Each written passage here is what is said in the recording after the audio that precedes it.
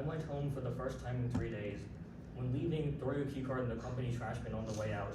And I want to die quickly. These are all recent quotes from a Japanese animation studio in the past 2 months. I want to describe the situation that leads to animators saying things like this.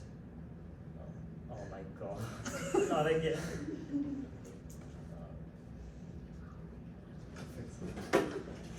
Every time I say, is he there? But, so first of all, I know a lot of people here watch Japanese animation, and it reflects on the entertainment industry similarly to the writer strikes this year. And furthermore, I think this is also relevant to people who are interested in worker rights as a whole, because my speech also concerns labor unions. This topic is something people around me are passionate about, and I've also done research on, so I'm very well aware of it. Animators in Japan are often freelancers who work for low amounts of pay and high amounts of hour in order to ensure the projects do not fail. Japan is known to have harsh workplace conditions. The animation industry has low pay and is very demanding, and challenges facing unionization prevent this from changing. So, as you are likely aware, Japan is known to have very demanding workplace conditions. Overtime is not necessarily paid, and the average monthly overtime is around 24, which varies by company. According to an article titled "Japan Confronts Latest Deaths of Overwork," 100 hours a month, or 80 hours average over 6 months, was the threshold used by the government to determine if there was a risk of health issues from overwork. An article titled "Karoshi in Japan's Work Style Reform" stated that 70% of the top 100 companies in the Tokyo Stock Exchange each allowed over 80 hours a month overtime. The average of the 100 companies at the time was 92 hours a month. And this protest here is a protest against death karoshi, which is death caused from reasons related to overwork. These guidelines have seen some reform over the years.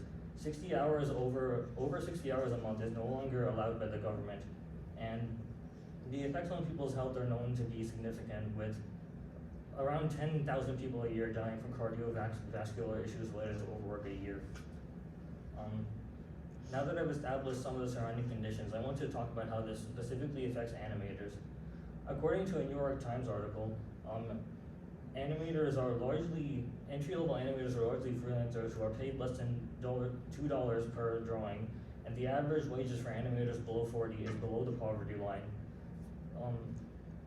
This picture here illustrates what in-between frames are. Entry-level animators largely draw these in-between frames that go in between the keyframes of animations, and this is an example of a keyframe.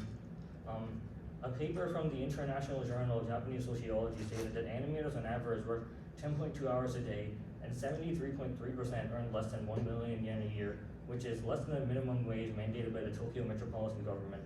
Part of the reason is that there are high amounts of passionate would-be animators for hire for companies to hire, and they are also compelled by not wanting the projects they work on to fail. These hours are potentially illegal and violate the aforementioned guidelines. The New York Times article stated that the government can do little about this unless animators who are affected specifically reach out to them, as they have little recourse otherwise. So in America, unions can to a degree help against issues like this. However, this does not necessarily apply to the animators in this case for various reasons. A comparison of Japan and America's labor union laws can illustrate the reasons for this. On one hand, Japanese labor unions do have some tools that American ones don't, such as a paper from the Indiana Comparative Law Review stated that Japanese labor union workers are protected during partial work stoppages, while American ones aren't necessarily. Despite this, the paper concluded that because Japanese labor unions are organized on a smaller enterprise basis, they lack the larger financial backing for disputes. In addition to this, animators face social pressures to not unionize, as they may be blacklisted for it.